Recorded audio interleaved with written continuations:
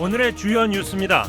송태규 민주당 익산 갑지역위원장이 의장 출신 시의원들에게 지방선거에 출마하지 말라고 공개 촉구했습니다. 송 위원장은 세대 교체와 지역정치 혁신을 위해 결단을 내려달라고 요구했습니다. 연임이 길어질수록 고인물이 된다며 지방의원의 연임 제한 필요성이 제기되고 있습니다. 골목길에 거미줄같이 얽혀있는 전선들이 얽히고 설켜 있습니다.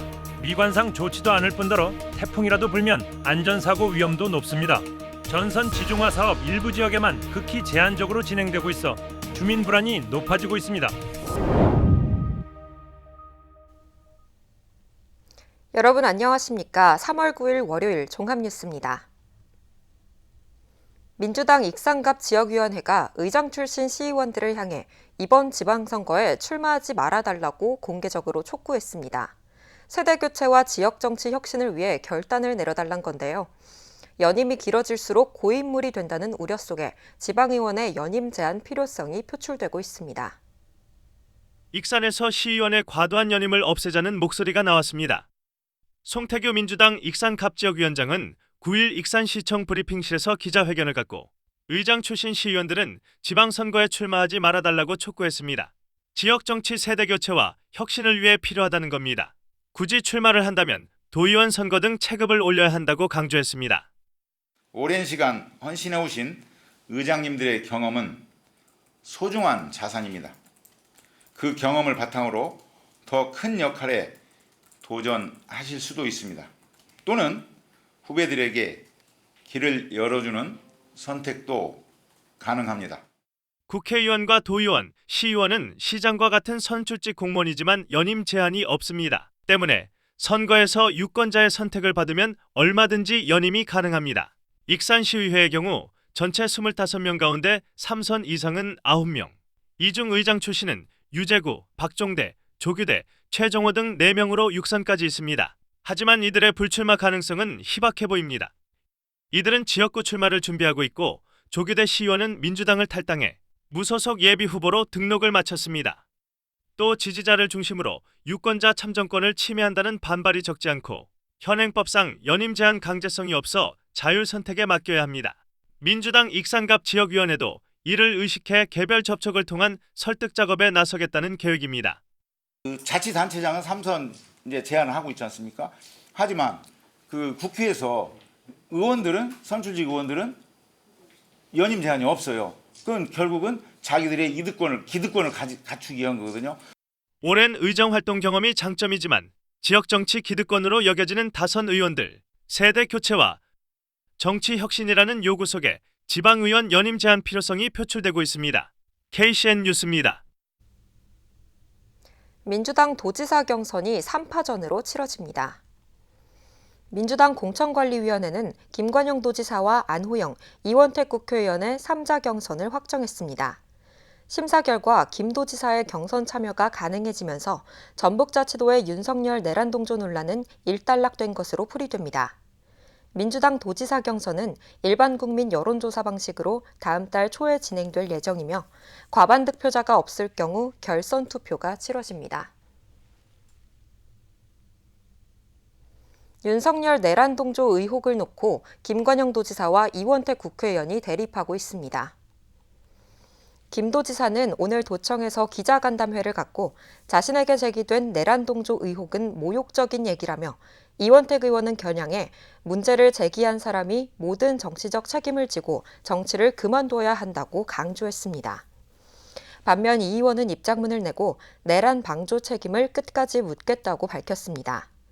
이어 민주당 공천심사 결과가 김 도지사에게 면죄부를 준 것은 아니라고 잘라 말했습니다. 민주당 전북자치도당이 지방선거 후보자 432명 가운데 정밀 적격 심사를 거쳐 35명을 부적격으로 결정했습니다. 기초단체장 후보 8명, 광역의원 후보자 6명, 기초의원 후보자 21명입니다. 재심은 기초단체장 후보는 중앙당으로 도의원과 시의원 후보는 도당에 청구하게 됩니다. 한편 부적격자 명단은 비공개됐습니다. 김민석 국무총리가 다음 달 익산으로 이사할 예정인 것으로 확인됐습니다. 김 총리는 지난주 익산 영등동의 한 아파트를 6천만 원에 전세 계약한 것으로 알려졌습니다. 이 집에는 김 총리의 노모와 부인이 거주하며 김 총리는 서울과 익산을 오가며 생활할 것으로 전해졌습니다. 고령인 김 총리의 노모는 익산의 한 병원에 입원할 것으로 알려졌습니다. 군산시가 미래형 상용 모빌리티 산업 전환과 체질 개선에 속도를 냅니다. 군산 미래형 모빌리티 소부장 지원센터에서 오는 27일까지 기업 지원 사업에 참여할 6개 분야 51개 기업을 모집합니다. 이번 사업은 내연기관 중심의 산업 구조를 전기, 수소차와 자율주행 등 미래차 중심 산업으로 전환하기 위한 것입니다. 모집 분야는 오플랩 프로젝트와 전장품 성능평가, 혁신제품 사업화, 제품 고급화 등입니다. 도내 최고령 거목인 군산 하재마을 팽나무에 대한 정비가 본격화됩니다. 군산시는 최근 하재마을 팽나무 종합정비계획 수립, 용역 착수보고회를 열고 보존과 관리, 활용 방안을 논의했습니다. 시는 이번 용역을 통해 하재마을 팽나무의 가치와 우수성을 널리 알리고 문화 콘텐츠 개발 등에 활용할 계획입니다. 하재마을 팽나무는 지난 2024년 10월 천연기념물로 지정됐습니다. 최근 적자를 이어온 군산시 수협이 올해 들어 2달 연속 흑자를 기록했습니다. 군산시 수협은 지난 1월 당기 수익 12억 3천만 원을 기록한 데 이어 2월에도 약 4억 원의 흑자를 냈다고 밝혔습니다. 흑자 전환에는 부실 채권 매각과 여신 심사 강화, 수산물 위판액 증가 등이 영향을 준 것으로 분석됩니다. 한편 군산시 수협은 지난 2023년 53억 원, 2024년 104억 원의 적자를 기록하며 경영난을 겪어왔습니다. 동네 골목길에서 하늘을 올려다보면 마치 거미줄같이 얽혀있는 전선들을 쉽게 보실 수 있습니다. 미관상 좋지도 않지만 태풍이라도 불면 안전사고 위험도 높습니다. 전선을 땅속으로 묻으면 해결될 문제지만 지중화 사업은 일부 지역에만 제한적으로 진행되고 있습니다. 군산 소룡동의 한 골목길입니다. 전선들이 서로 얽히고 꼬여 마치 실타래처럼 어지럽게 늘어져 있습니다. 수십 가닥의 전선이 한 전봇대에 얽혀 있고 무게를 이기지 못한 전선은 아래로 처져 있습니다. 도로 인도에는 전봇대가 50여 미터 간격으로 촘촘히 세워져 있습니다. 군산에 설치된 전봇대는 3만 1,000여 개. 하지만 한국전력이 부담하는 도로 점용료는 연간 1,300여만 원에 불과합니다. 이처럼 전선이 군산의 하늘을 뒤덮으며 도시 미관을 해칠 뿐 아니라 안전사고의 위험까지 안고 있습니다. 하지만 전선 지중화가 이뤄진 곳은 근대 역사지구와 음파호수공원, 선유도 등 일부 지역에 그치고 있습니다. 지중화 사업이 제대로 추진되지 않는 데에는 군산시와 한국전력의 소극적인 대응이 원인으로 지적됩니다.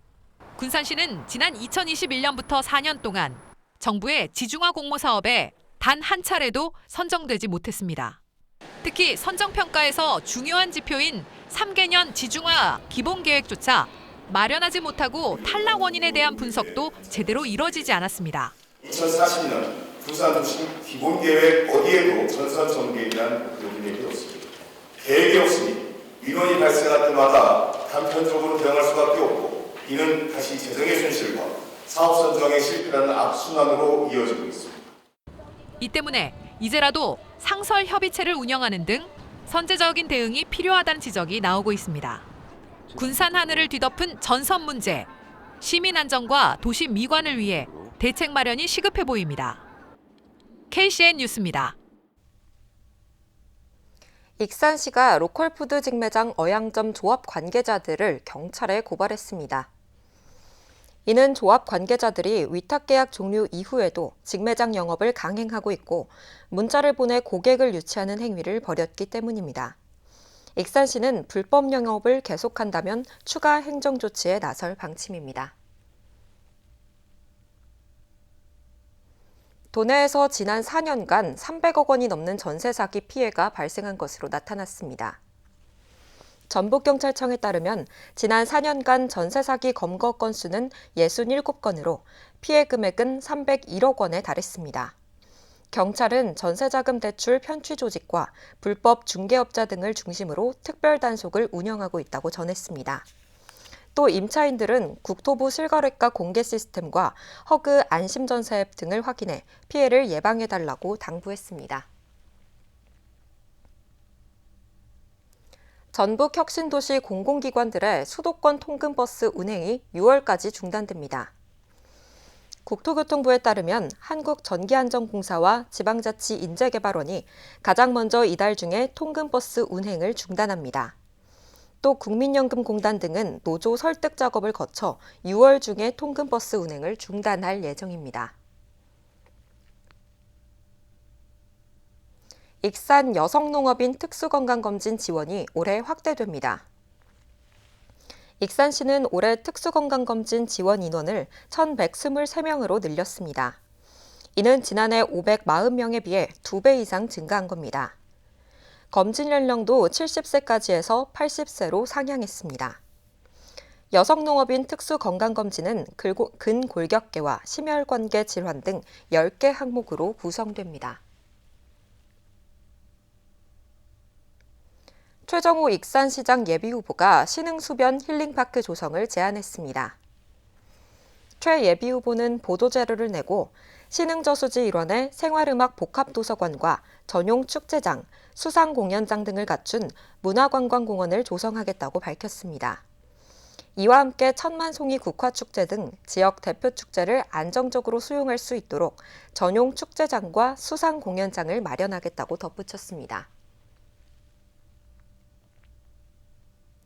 나종대 군산시장 예비후보가 영화동 일대를 중심으로 한 야간 팝업 야시장을 공약으로 제시했습니다. 나 예비후보는 오늘 보도자료를 내고 원도심이 다시 활력을 찾기 위해서는 낮 중심의 상권 구조에서 벗어나 밤에도 사람이 머물고 즐길 수 있는 공간으로 바뀌어야 한다고 강조했습니다. 또 영화동을 청년과 상인, 예술인이 함께 만드는 야간 경제 거점으로 만들겠다는 계획도 내놨습니다. 이를 위해 통합 야간 운영 관리단을 구성해 타운 매니저나 전담 운영팀을 배치하고 방문객 통계와 매출 데이터를 지속적으로 관리하는 체계를 구축하겠다는 계획입니다.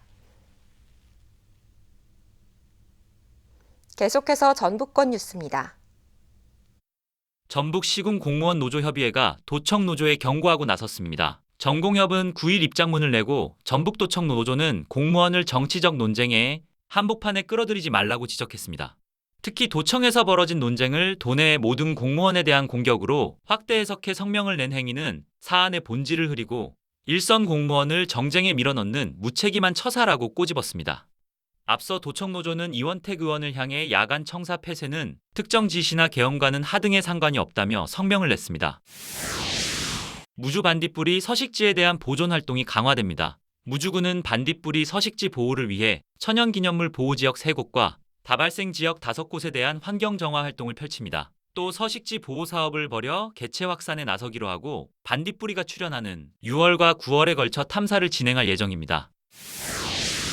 미국 처리장 등에 대해 정부가 쌀산업 기여도를 평가합니다. 농림축산식품부는 미국 처리장과 도정업체 등을 대상으로 쌀산업 기여도를 평가한 후 벼 매입 자금을 지원합니다.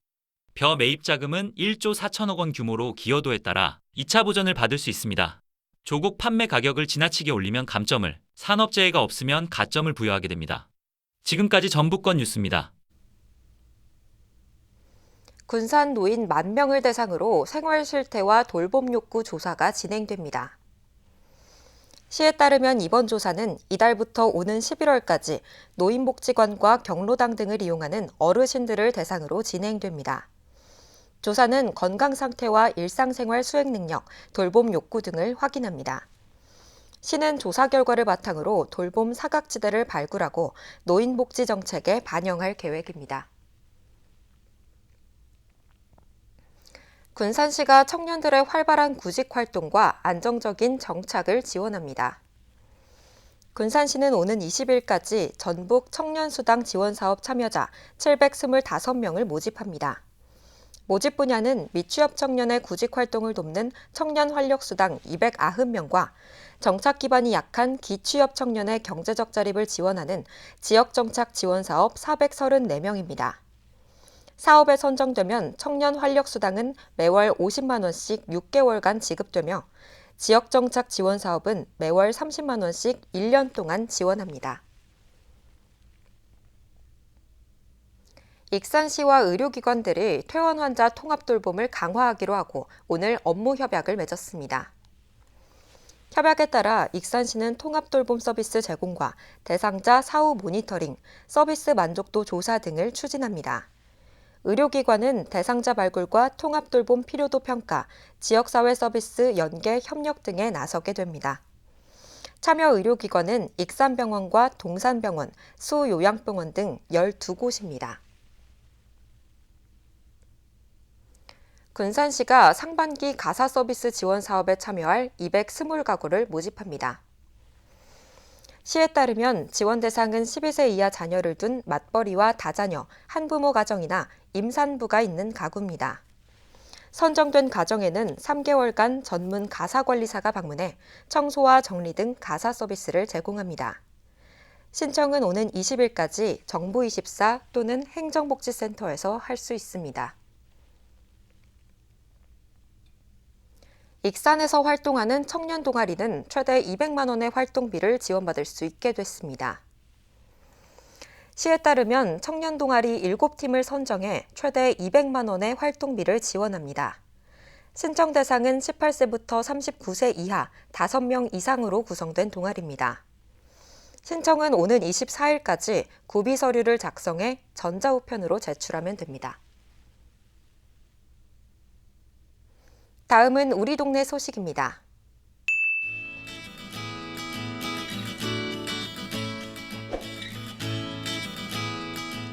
군산시 대하면 행정복지센터가 정기기부에 참여하는 착한 가게 41개소에 감사의 뜻을 전하고 면사무소 내에 착한 가게 명예회전당을 설치했습니다. 착한 가게는 매월 3만 원 이상 일정 금액을 어려운 이웃을 위해 정기적으로 기부하는 가게를 말합니다.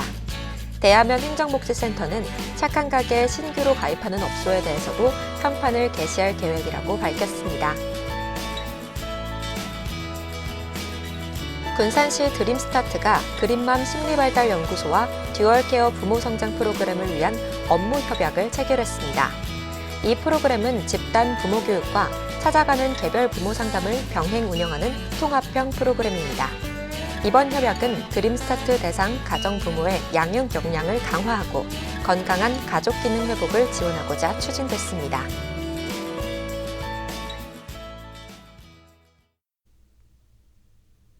이어서 내일의 날씨입니다.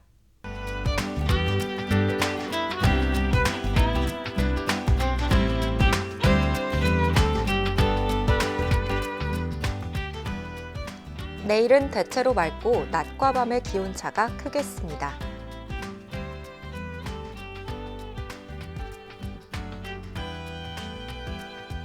내일 도내 기온은 영하 6도에서 11도까지 오르겠습니다.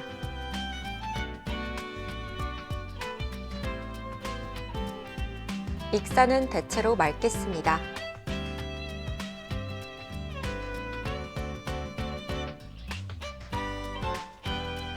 군산도 대체로 맑겠으며 파고는 최고 3m로 다소 높겠습니다. 날씨였습니다.